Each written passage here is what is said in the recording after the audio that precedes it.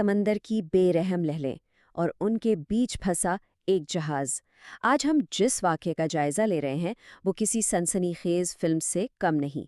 آئیے سیدھے آج کے موضوع کی طرف چلتے ہیں اور جانتے ہیں بحیرہ عرب میں پیش آنے والے اس MTV گوتم کے حیرت انگیز ریسکیو آپریشن کے بارے میں، جس نے سب کی توجہ حاصل کر لی ہے۔ ذرا عملے کے ان الفاظ پر غور کیجیے۔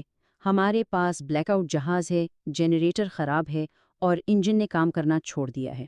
سوچیے، گہرے سمندر کے بیچوں بیچ، گھوپ اندھیرے میں، جہاں صرف خوفناک لہروں کا شور ہو، ایسی بے بسی کسی بھی ماہر ملاح کے ہوش اڑا دینے کے لیے کافی ہے۔ تو آخر اس جہاز کے ساتھ ہوا کیا تھا؟ ایک ایسی ہنگامی صورتحال جہاں ہر گزرنے والا لمحہ بھاری تھا۔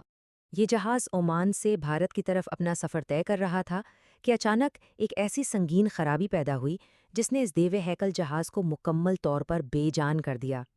لیکن سب سے سنگین مسئلہ مشین کا رکنا نہیں تھا، بلکہ اس پر موجود 7 زندگیاں تھیں۔ 6 بھارتی شہری اور ایک انڈونیشیائی ملاح ایک ہچکولے کھاتے جہاز پر پھنسے ہوئے تھے۔ یہ صرف ایک تکنیکی خرابی نہیں تھی، یہ سیدھا سیدھا انسانوں کی بقا کا مسئلہ تھا۔ اب سوال یہ ہے کہ اس خطرناک صورتحال سے نمٹنے کے لیے کیا اقدامات اٹھائے گئے؟ چلیے اس ریسکیو آپریشن کی ٹیکنیک کو سمجھتے ہیں۔ یہ دیکھنا واقعی حیران کن ہے کہ کس طرح وقت رہتے ایک مکمل تباہی کو روکا گیا۔ واقعات کو ترتیب سے دیکھیں تو 0 آور پر انجن فیل ہوتا ہے۔ اگلے ہی گھنٹے عملہ گھبراہٹ میں ممبئی رابطہ کرتا ہے۔ صورتحال کی نزاکت کو سمجھتے ہوئے ممبئی سے پاکستان میری ٹائم سیکیورٹی اور پاک بحریہ کو ہنگامی پیغام بھیجا جاتا ہے، اور پھر تیسرے گھنٹے میں ہی پاک بحریہ کا ایک بڑا جہاز PNS کشمیر اس تیز رفتار ریسکیو مشن کے لیے نکل پڑتا ہے۔ یہ ایک بہترین کراس بارڈر کوارڈینیشن کی مثال تھی۔ لیکن سمندر پر بچاؤ کا کام زمین جیسا آسان نہیں ہوتا۔ PNS کشمیر قریب تو پہنچ گیا، مگر اصل مسئلہ تھا ان چھوٹی کشتیوں پر سوار ہو کر اس ڈگمگاتے بے قابو جہاز تک پہنچنا۔ بپھری ہوئی اونچی لہریں راستے کی سب سے بڑی رکاوٹ تھیں۔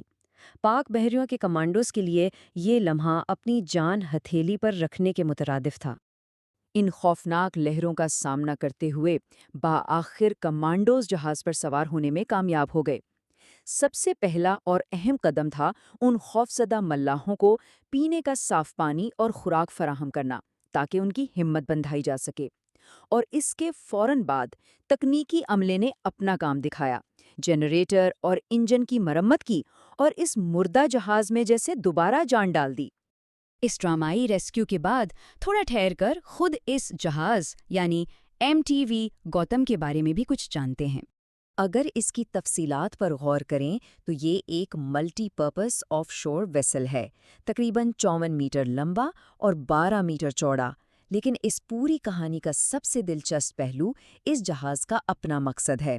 یہ جہاز دراصل سمندر میں تیل نکالنے والی جگہوں کو سپلائی دینے اور ذرا غور کیجیے گا، طوفانوں میں پھنسے دوسرے جہازوں کو ریسکیو کرنے کے لیے بنایا گیا ہے۔ کیا ستم ظریفی ہے کہ جس کا کام دوسروں کو بچانا تھا وہ خود بچاؤ کا محتاج ہو گیا۔ عام طور پر ان جہازوں کا ڈیک انتہائی چوڑا اور بوجھ سے آزاد رکھا جاتا ہے تاکہ یہ کھلے سمندر کے بدترین طوفانوں کا ڈٹ کر مقابلہ کر سکیں۔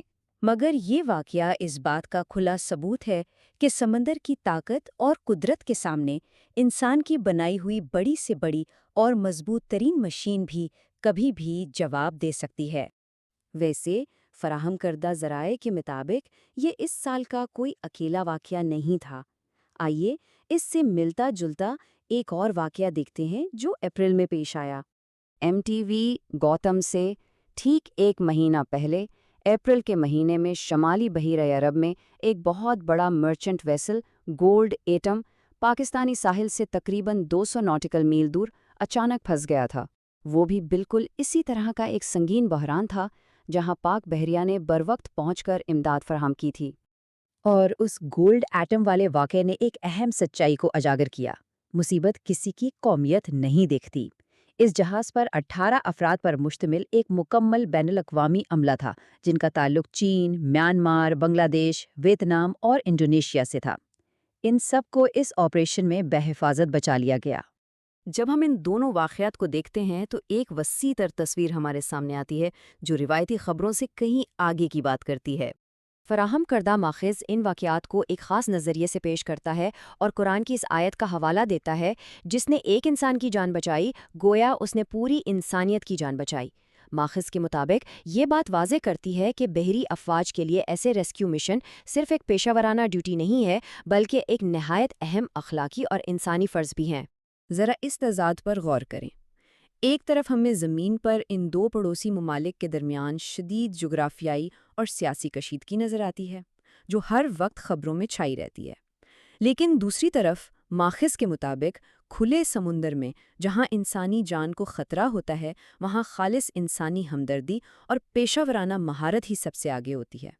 ایسے حالات میں سیاست اور سرحدیں بالکل پیچھے چھوٹ جاتی ہیں۔ اس نظریے کو مزید واضح کرنے کے لیے ذرائع ماضی کی ایک اور مثال کا حوالہ دیتے ہیں۔ ایک طرف حال ہی میں ہونے والا MTV گوتم کے بھارتی عملے کا ریسکیو اور دوسری طرف بھارتی پائلٹ ابھینندن کا واقعہ۔ ماخذ کا تجزیہ یہ ہے کہ طبی امداد دینا، چائے پیش کرنا اور محفوظ واپسی یقینی بنانا، ان ذرائع کے مطابق یہ دونوں معاملات ملکی تعلقات اور سیاسی تنازعات سے بالاتر ہو کر ایک خاص قسم کے اخلاقی برتاؤ اور پیشہ ورانہ معیار کی عکاسی کرتے ہیں۔ تو آخر میں ایک سوال ذہن میں ابھرتا ہے، جب بے رحم طوفان آتے ہیں اور موت کا خطرہ سر پر منڈلاتا ہے، تو کیا واقعی سمندر کے قدرتی قانون زمین پر کھینچی گئی انسانی سرحدوں کو مٹا دیتے ہیں؟ یہ بالکل سوچنے پر مجبور کر دیتا ہے کہ کسی بھی سنگین بحران اور بقا کی جنگ میں ایک انسان سب سے پہلے صرف ایک انسان ہی ہوتا ہے۔ اس معلوماتی جائزے کا حصہ بننے کے لیے شکریہ